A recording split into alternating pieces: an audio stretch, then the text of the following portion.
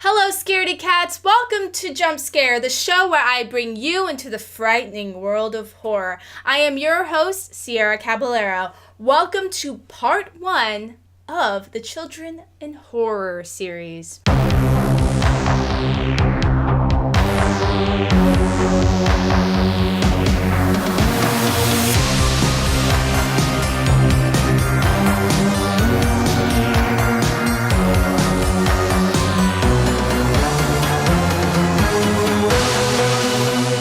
Children have always been the embodiment of innocence and purity, but when they are thrown into the genre of horror, the innocence so ingrained in the portrayal of children can be challenged, subverted, or lost. This has made children a very important symbolic and metaphorical tool for successful horror storytelling, even making horror films even more terrifying. You could say that they are revolting children living in revolting times. Only Matilda fans would get that. I'll see my way out. As we grow up, we begin to materialize our own childhood fears, facing them through watching horror movies or reading scary comic books or reading terrifying tales by Stephen King under our sheets with a flashlight.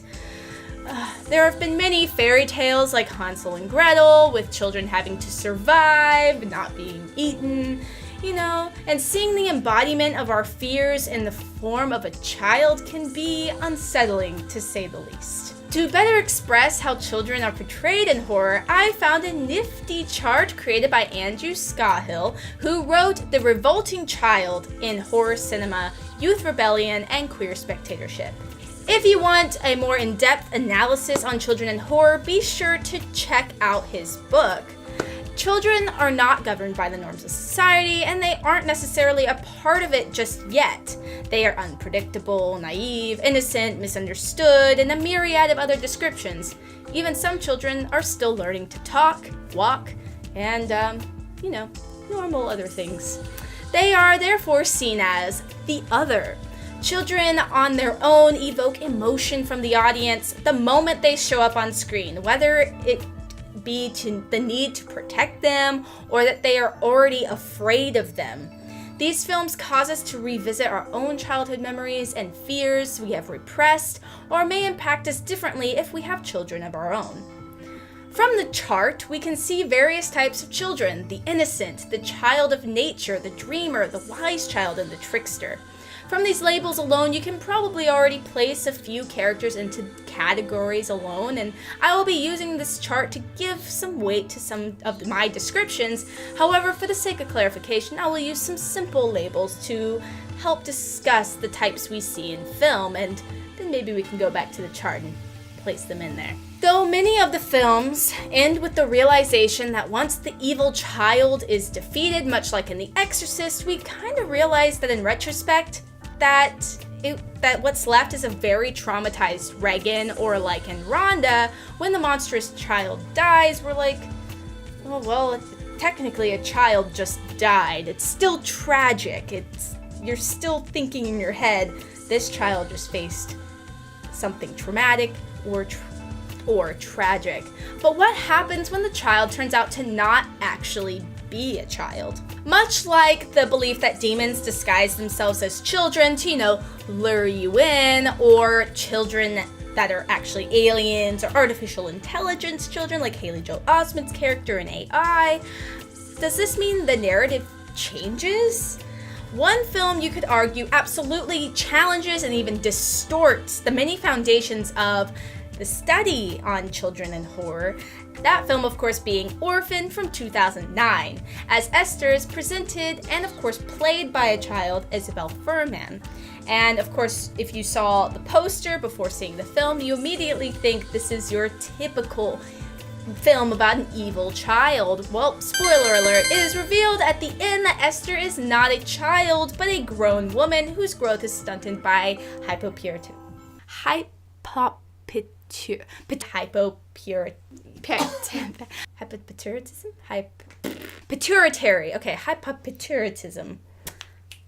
I'm having a hard time. Hypopituitarism. Stunted by hypopituitarism. the decreased hyposecretion of one or more of the 8 hormones normally produced by the pituitary gland at the base of the brain. Thank you to those encyclopedias for the description. Once the truth is revealed, the audience's perception changes, and Esther's death is actually celebrated by the audience rather than seen as a horrid tragedy.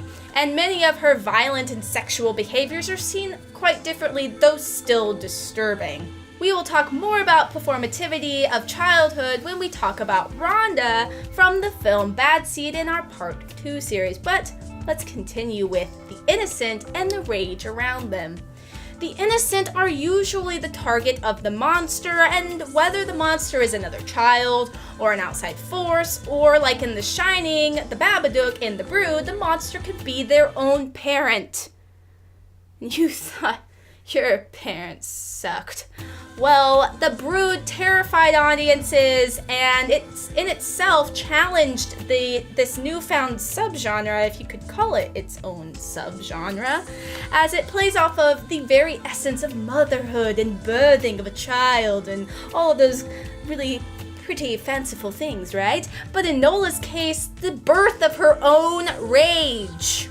Her rage being in the form of children that look eerily similar to her daughter Candace. And of course, Nola herself was traumatized as a child, and now her anger affects her own child. You can see the symbolism in itself there of how parents put, a lot of pressure and their own problems on their children.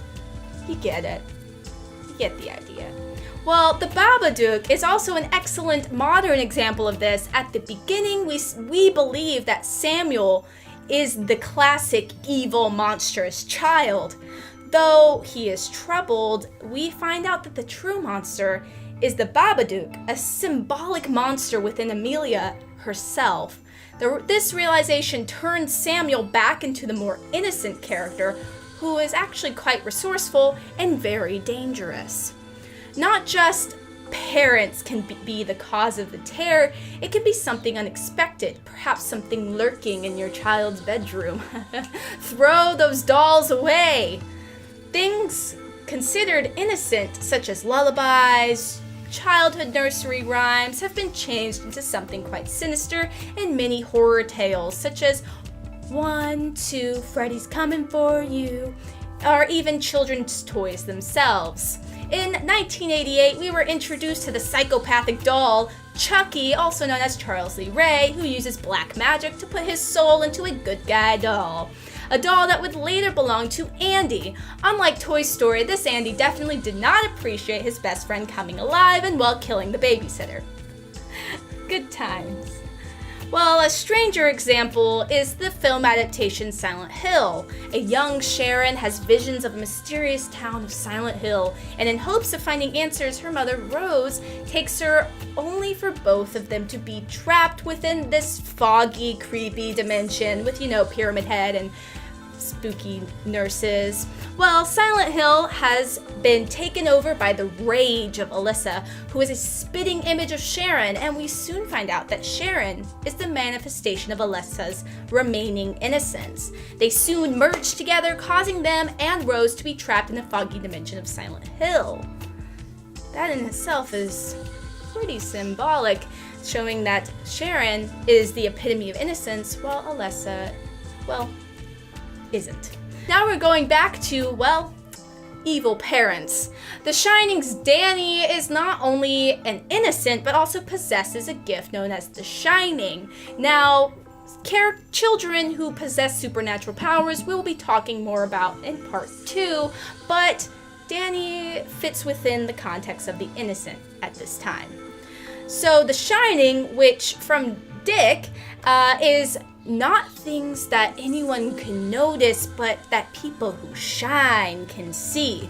Just like they can see things that haven't happened yet. Well, sometimes they can see things that have happened a long time ago. The beauty of The Shining is that we have 3 children who have been affected by the dangers of the Overlook Hotel, the Grady twins, and Danny, and they are both seen as the innocent who have rage around them that are threatening their lives. Danny's life and innocence is threatened by not only the supernatural forces around him, like the naked, creepy old lady in the bathtub sort of evil spirits, but also his own father, Jack Torrance, who slowly loses his sanity due to evil spirits tempting him to murder his entire family.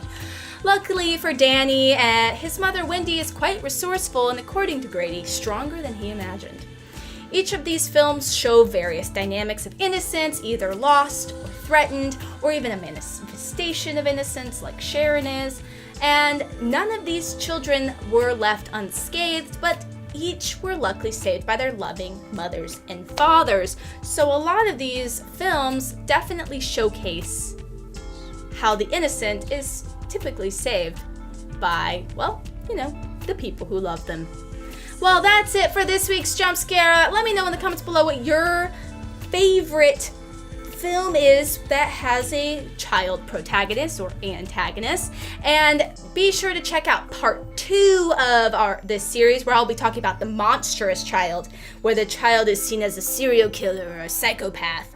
And of course, the children who possess supernatural powers, and we'll go more into the history, including one of the earlier examples, Rhonda from Bad Seed. Well, be sure to like and subscribe to the PopNerdTV channel on YouTube, and check out our Patreon for even more content. And a huge special thanks goes to our sponsor, Famous Monsters of Filmland. And until next time, stay spooky, my friends.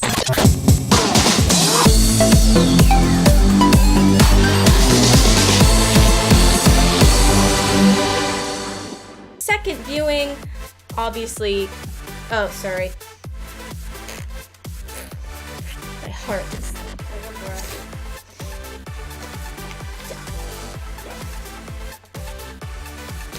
Ruth, I'm sorry. I love you. Okay. Once the truth is revealed, the audience's perception, changes.